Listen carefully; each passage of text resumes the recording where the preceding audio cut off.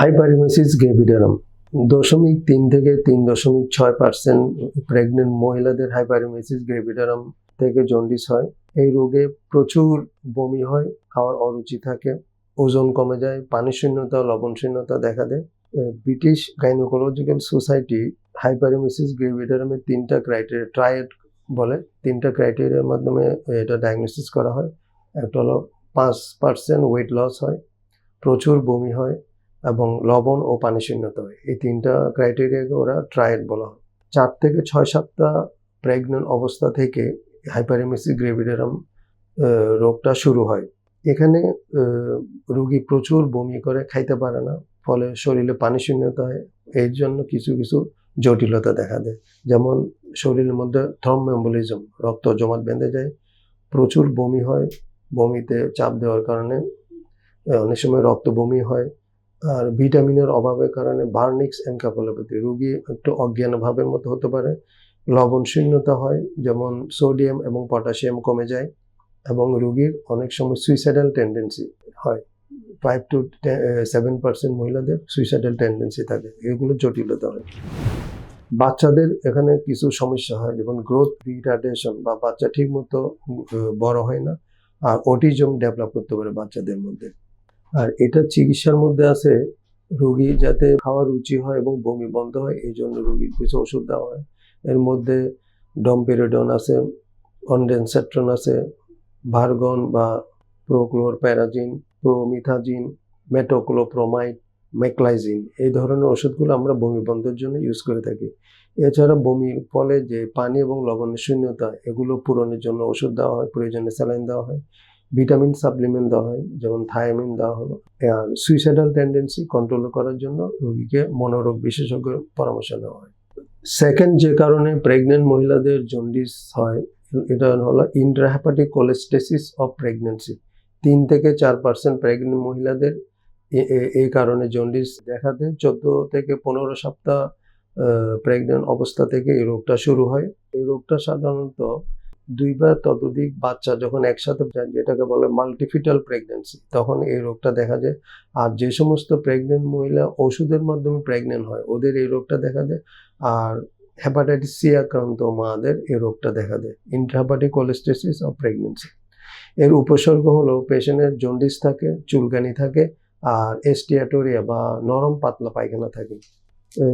এই রোগে আমরা কিছু পরীক্ষা নিরীক্ষা করি, যেমন বিলিরুবিনটা বেশি থাকে, এসজিপিটি, ওজিটি, অ্যালকালাইন ফসফেট, এগুলো বেশি থাকে, আর সিরাম বাইল অ্যাসিডটা বেশি থাকে।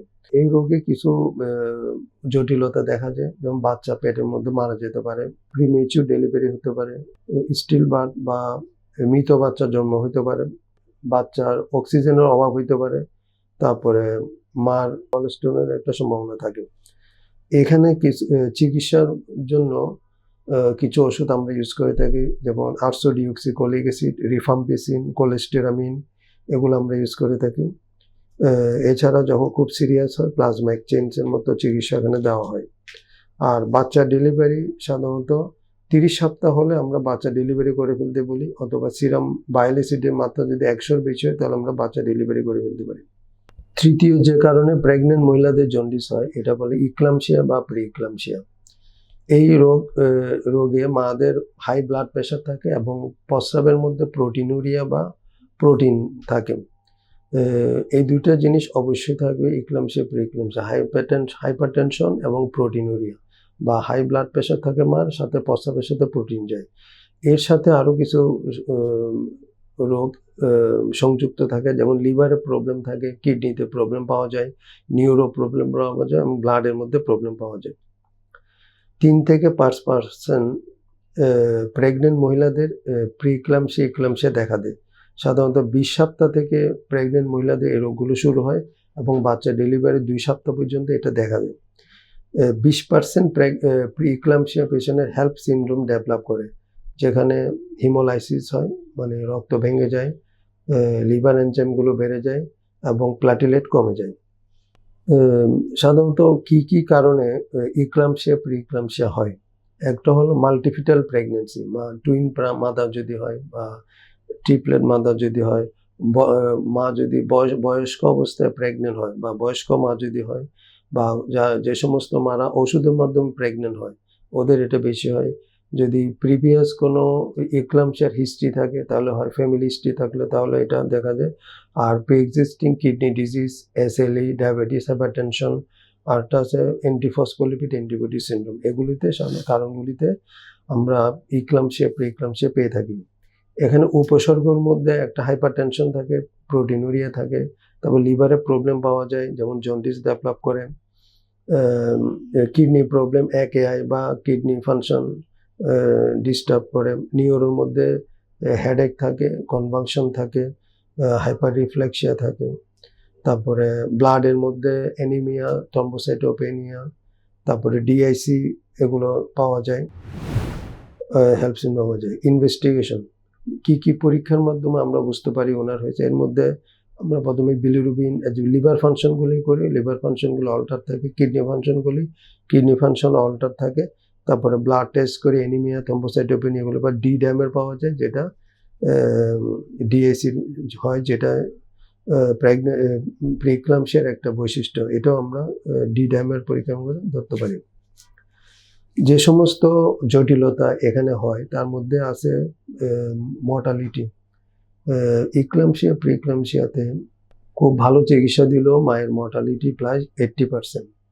এছাড়া এখানে কিছু কমপ্লিকেশন হয়, যেমন অ্যাব্রাসিও প্লাসেন্টা, মার ফুলের মধ্যে সমস্যা দেখা যায়, লিভারের ফাংশন ডিস্টার্ব থাকে, লিভার ইনফেকশন, লিভার আপচার হয়, তারপরে কিডনি ফেলিওর হয়, আর হ্যাপ সিনড্রোম যেটা বললাম ওটা হয়। চিকিৎসা, এখানে আমরা চিকিৎসা দিই অ্যাজ আর্লি অ্যাজ পসিবল বাচ্চা ডেলিভারি করা বলতে বলি। ইউজুয়ালি আফটার 30 ইয়ার্স আমরা এক্সপেক্টেড করি, কিন্তু এর আগেও যদি সমস্যা আমরা আগেও, কারণ মাদারকে সেভ করার জন্য বাচ্চা ডেলিভারি মাস্ট। বাচ্চা mode of delivery as obstetric indication, এটা গাইনি ডাক্তাররা যেভাবে ইন্ডিকেশন দেয় সেভাবে করা হয়। এছাড়া হাইপার টেনশনের জন্য কিছু ওষুধ দেওয়া হয়, মিথাইল ডোপা, নিফিডিপিন, হাইড্রালাজিন। আর সিজার কনভালশন থাকে, এই জন্য ম্যাক্সলভ দেওয়া হয়, স্টেরয়েড দেওয়া হয় ফর ফিটাল লাং ম্যাচুরিটির জন্য।